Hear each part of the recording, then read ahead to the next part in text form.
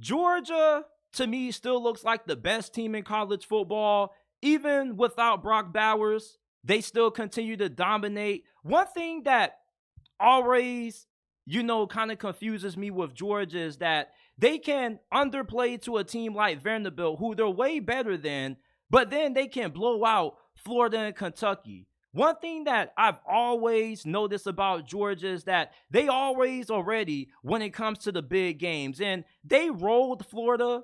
This game wasn't even close.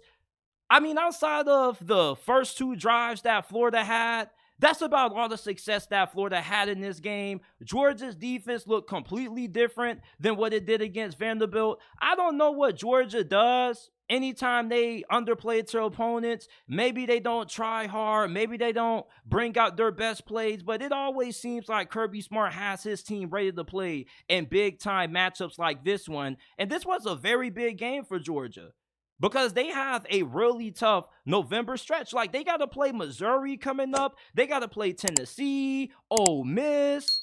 And this was the first true test that Georgia has received outside of their game against Kentucky, and they passed with flying colors.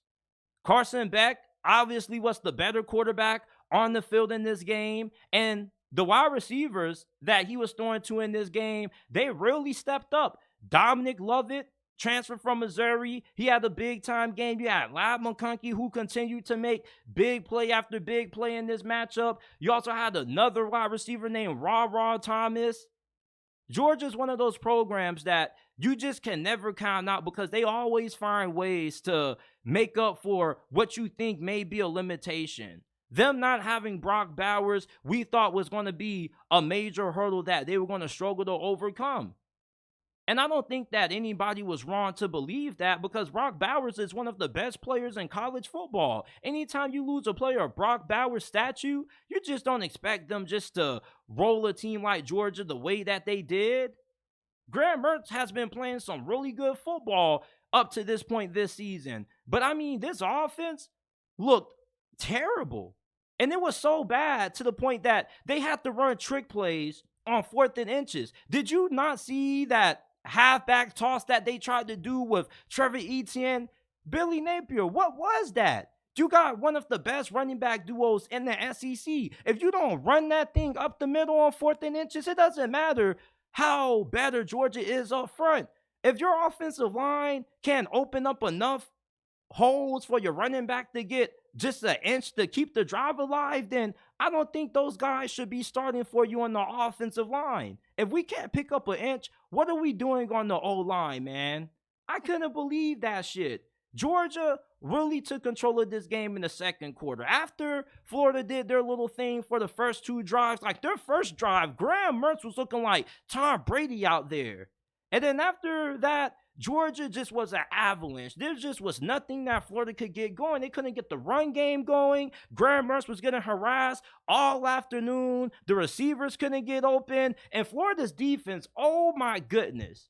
Austin Armstrong, I'm so disappointed with how this defense has performed under him. And I get that he's a young DC and this is his first year on the job, and Florida has a lot of young guys out there.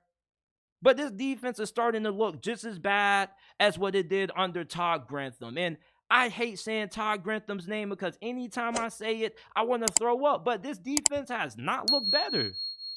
Anytime Florida goes up against top-notch competition, their defense gets shredded. They get carved up. They give up big chunks in the passing game. Florida needs a lot more talent on defense if Austin Armstrong is going to continue to be their defensive coordinator. For some reason, the Gators just can't seem to find a competent play caller on the defense side of football. We get that Georgia was the more talented football team, but these are rivalry games. Auburn took Georgia to the wire. Auburn was expected to get blowed out by Georgia, and they nearly beat Georgia. They put 200-plus rushing yards on Georgia. Vanderbilt gave Georgia a more competitive game than what Florida was able to. Rivalry games are supposed to be close, regardless of talent. That's why they're called rivalry games. You throw the records out, you throw the past accomplishments out, and you focus on the game. If Auburn could give Georgia a close game and Vanderbilt could give Georgia a competitive game, why couldn't Florida do it? I mean, I get that. Maybe I was a little bit too high on Florida going into this game, and I definitely will admit that I was wrong taking Florida to cover in this game. But I at least thought that they could keep this thing close for the first half. The best they could do was keep it close for the first quarter. Or, I mean, come on, man. I just expect so much more out of Florida. I get that they have a lot of young pieces and a lot of young players who haven't really played in a lot of big-time games. But if Auburn, year one under Hugh Freeze, can give Georgia a competitive game, Florida probably could have done the same. You know, I just don't get this Florida team. It's like you played bad against Kentucky, but you were able to beat Tennessee. You played well against South Carolina and Vanderbilt, but you struggle against Georgia. You struggled against Utah. Anytime Florida plays good competition, they shrink. I really thought that Florida was starting to turn a little bit of a corner. Now, they still are a pretty solid football team. You know, they're like a middle-of-the-road SEC team, but that's just about what they've been the first 2 years under Billy Napier. You wonder when Florida's going to get out the middle of the pack and when they're going to elevate.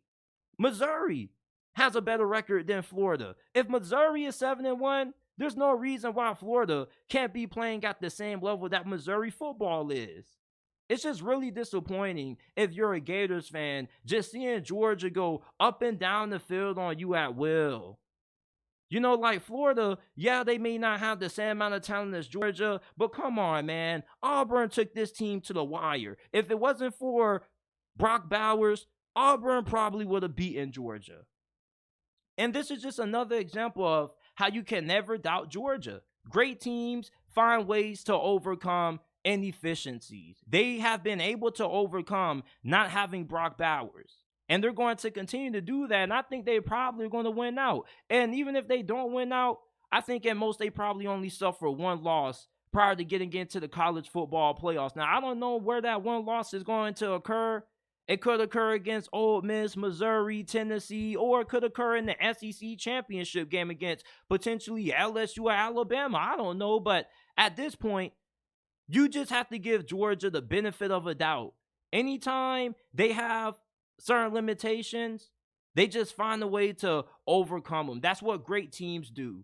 And this game was not even close. Outside of the first two drives, Georgia had this game in the palm of their hands.